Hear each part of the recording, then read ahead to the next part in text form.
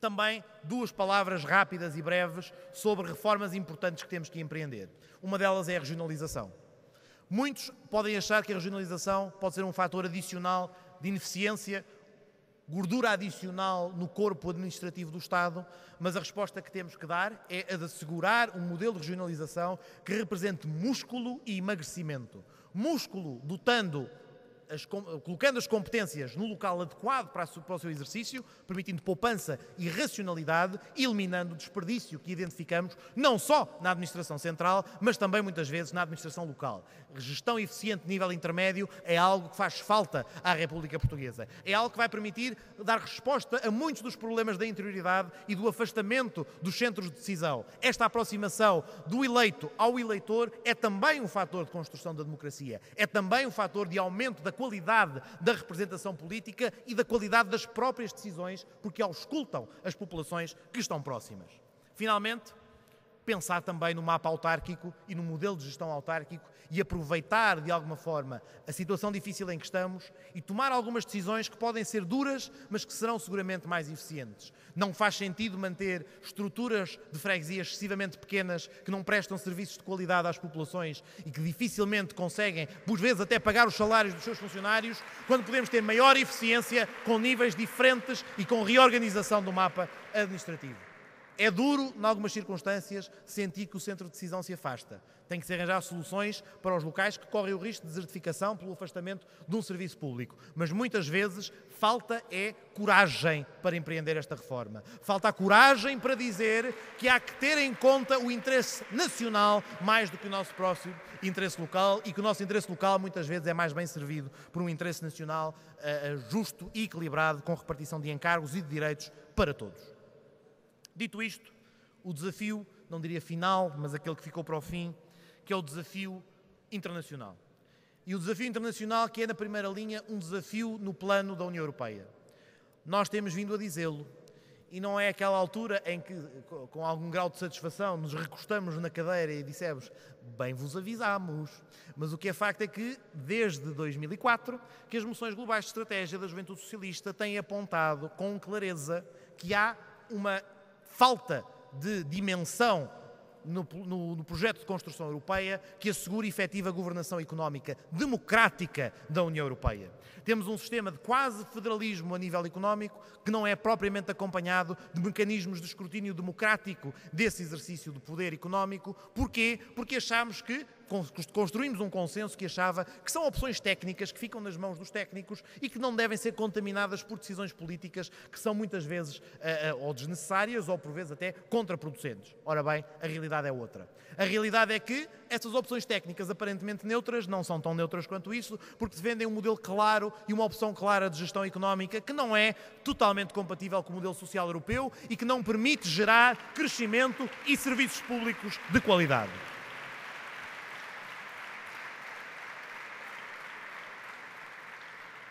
E, por outro lado, porque também, se tantas vezes fazemos o exercício reflexivo sobre porque é que será que os cidadãos europeus se alheiam do processo de construção europeia? Bom, se calhar porque nas principais decisões a nível económico que se tomam no plano europeu, os cidadãos europeus efetivamente estão aliados a estas decisões porque não há escrutínio democrático das decisões tomadas quando elas dizem respeito, por exemplo, ao combate à crise que agora enfrentamos e à existência de mecanismos que permitam respostas europeias a essas mesmas dificuldades. Temos na nossa mão uma série de instrumentos. Podíamos criar a possibilidade de emissão de dívida pública europeia que ajudasse os Estados-membros em maiores dificuldades a obter crédito com juros mais baixos. Tínhamos a possibilidade de ter fundos de estabilização no plano europeu, oportunidade essa que também, só motivados pela crise, quando a especulação atingiu os seus píncaros, é que estivemos dispostos a abraçar. Não temos um orçamento da União Europeia com a força necessária a ser também um fator de incentivo e de correção de assimetrias face a um espaço económico que está todo ele integrado, mas em que falta essa intervenção pública por parte do Estado. E aqui não há Estado europeu, mas há poderes públicos europeus que podiam ter intervido. E, finalmente, cumpre-nos a nós, socialistas, social-democratas e trabalhistas da Europa, fazer-nos a pergunta: onde é que nós também temos falhado em comunicar esta realidade? Porque temos falhado. Porque temos que reconhecer que os cidadãos europeus também não se estão a rever na mensagem que é talvez complexa, mas que estamos a passar. Porque nós somos o garante do Estado Social e quanto a isso não haja a menor dúvida. Nós somos os únicos que estão empenhados em construir um modelo de governação económica, em construir um modelo de crescimento económico que não deixa cada um entregue à sua sorte e cada um entregue aos azares que podem ter no mercado. Porque nós é que queremos assegurar que há igualdade de oportunidades.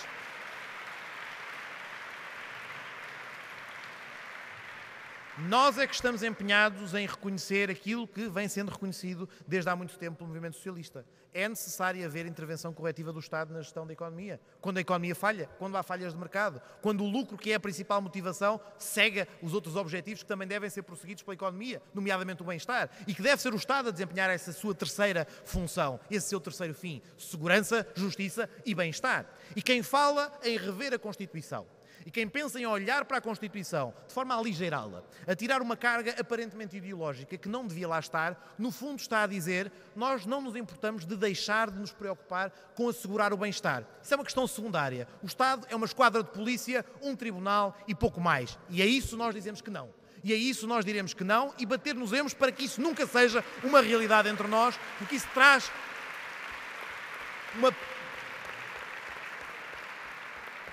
traz uma efetiva redução da qualidade de vida das populações.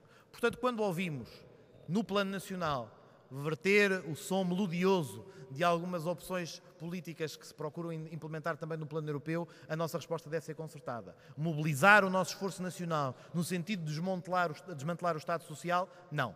Mobilizar todos que estão aqui empenhados em assegurar a qualidade de vida dos portugueses, para ir ter um debate nas instituições europeias sobre a reestruturação do modelo de governo económico, isso sim, contaremos com todos os que estiverem disponíveis para ir fazer esse debate connosco e para ir reforçar e dotar a União Europeia de efetivos mecanismos de resolução dos problemas que afligem os jovens em toda a Europa. E como foi dito hoje de manhã também, a ECOSI está atenta a esta realidade e a ECOSI por isso promove uma conferência sobre desemprego jovem em Roma no verão. E a ECOSI vai desenvolver atividades para as quais nós temos que mobilizar toda a estrutura da JS.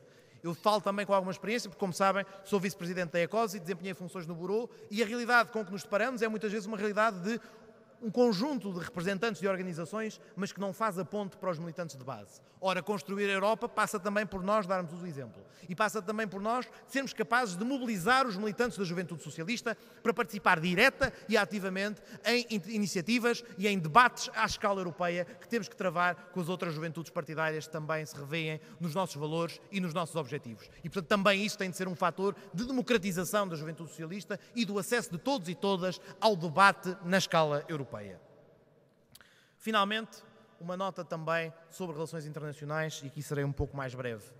Serei mais breve porque, enfim, não temos ainda nem corpo diplomático, nem forças armadas que nos permitam funcionar como força de criação de paz no mundo, mas temos sim vozes que podem ser ativas e podem ser enérgicas na denúncia do desrespeito por aqueles que devem ser os valores que regem o direito internacional. O multilateralismo, o respeito pelas instituições da Organização das Nações Unidas, o privilegiar da solução pacífica dos conflitos e a possibilidade de mobilizarmos a intervenção da União Europeia também, que tem a capacidade, tem os meios, tem o conhecimento para funcionar como força criadora de paz e estabilidade. E, portanto, temos que também ter um papel interventivo em explicar aos nossos amigos à nossa esquerda que fazer parte da estrutura militar da NATO ou que intervir no plano da cooperação militar e de defesa na União Europeia não vem daí mal nenhum ao mundo, antes pelo contrário. Porque se assegurarmos que as Forças Armadas dos Estados de Direito democráticos estão a velar pela segurança, pela paz e pelo respeito pelo direito internacional, estaremos a realizar um objetivo que nos é caro, que é a defesa dos direitos fundamentais, é a defesa dos valores da democracia. E, portanto, não devemos ter vergonha de Forças Armadas e de intervenção internacional quando é por força de uma democracia a implementar valores e o respeito pelo sistema internacional. O caminho foi longo, mas o caminho que temos pela frente vai ser mais longo e também, imagino que mais árduo, porque, como disse, os tempos serão de resposta, de cerrar fileiras para dar resposta às dificuldades que enfrentaremos. E, portanto, é importante que esta organização esteja mobilizada e esteja sintonizada com esta finalidade. A JS tem que ser uma voz clara na defesa da justiça social, tem de ser uma voz clara na defesa da saída da crise pela via que é clara, que é aquela que passa pela intervenção dos poderes públicos como fator de correção. E se temos que, de facto, por força da estabilidade orçamental, depararmos com dificuldade em justificar algumas das restrições orçamentais e algumas das medidas de austeridade, fazemos-lo porque sabemos que essas são as medidas destinadas a garantir a sustentabilidade do Estado Social, a garantir que a médio e longo prazo este modelo social que hoje temos e que tanto custou a construir, muitas vezes custou as vidas de muitas pessoas no movimento sindical, de muitas pessoas nos movimentos que conquistaram estas liberdades e que conquistaram o crescimento social, esse custo vale a pena pagar para manter em funcionamento o Estado Social. Somos uma organização de esquerda. Somos uma organização que quer transformar à esquerda, porque é aí que efetivamente tem estado sempre o motor dinamizador da sociedade.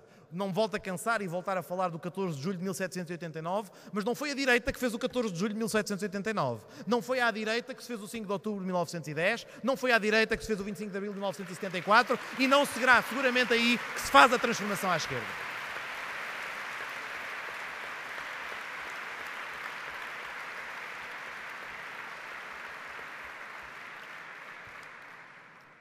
Somos a maior organização de juventude do país, a organização política de juventude do país. E isso tem que se refletir também na nossa capacidade de liderar os debates, mas também tem de se refletir na nossa capacidade de ter as portas abertas. E era com esta nota que eu gostava de terminar e era com esta nota que eu gostava também de vos mobilizar a nível local, nos núcleos, nas concelhias, nas federações. Nós temos que ser um interlocutor privilegiado da sociedade civil. Nós temos de dialogar com os movimentos sociais, especialmente com os movimentos sociais, que são movimentos sociais que partilham connosco o nosso ideário, que estão empenhados nas mesmas causas, que travam as mesmas batalhas e que virão à luta quando nós os chamarmos, se os mobilizarmos para isso, se tivermos a capacidade de com eles dialogar. E se porventura também for necessário estar abertos também a outras forças políticas à nossa esquerda, mas que estejam dispostas a colaborar na criação de um projeto transformador à esquerda, assente nos valores do socialismo democrático, sem revanchismos, sem uma fúria dirigida ao Partido Socialista, mas com um verdadeiro espírito de cooperação e de criação de uma alternativa que salvaguarde o Estado Social, nós devemos ser também, se possível, um fator de potenciação e de mobilização para essa causa. Somos a juventude socialista que tem vindo a transformar nas últimas décadas um pouco da sociedade portuguesa e não nos calaremos e não nos deixaremos de motivar com essa finalidade. Somos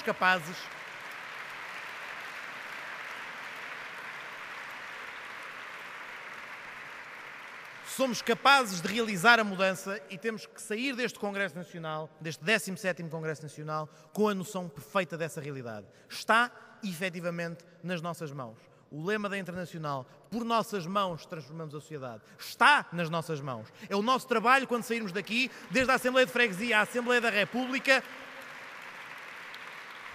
desde a Associação de Moradores ao Conselho Nacional de Juventude, todos os palcos, todos os fóruns em que tivermos possibilidade de deixar um pouco do nosso legado devem ser mobilizados para essa realidade. É um projeto que eu espero que abracem e é um projeto que eu, acima de tudo, espero que sintam como vosso.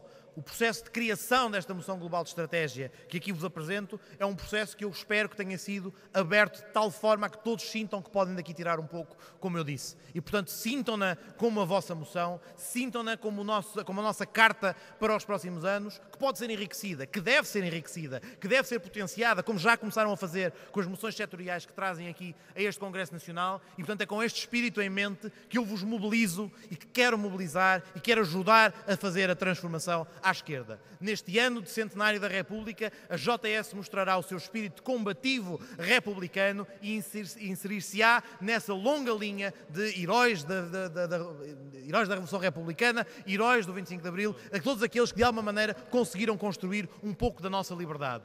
O nosso papel pode ser bem mais modesto do que esses que tiveram a coragem de uma manhã fria, chuvosa de outubro, ir para a rotunda e disparar uns tiros ocasionais contra os monárquicos que procuravam fazer uma incursão, mas inspiremos-nos nesse exemplo. Inspiremos-nos também naqueles que a 25 de Abril de 74 não precisaram sequer disparar um tiro para libertar Portugal ao fim de 48 anos. Esses são os nossos exemplos. Esses são os nossos valores.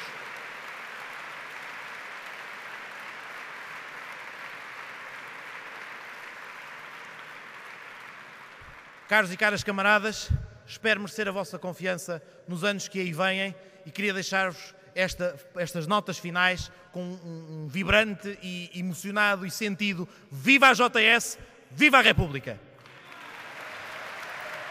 É J, é S, é JS, é J, é S, é JS!